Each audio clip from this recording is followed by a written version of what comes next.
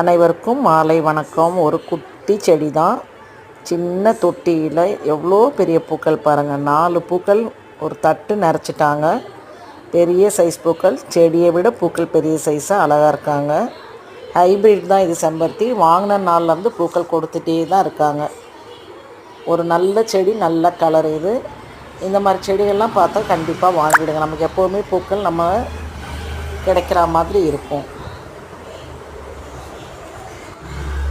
அப்படியே இந்த பூவை பறிச்சுட்டு நம்ம தோட்டத்து மலர்களெல்லாம் ஒரு பார்வை பார்த்துடலாம் வாங்க.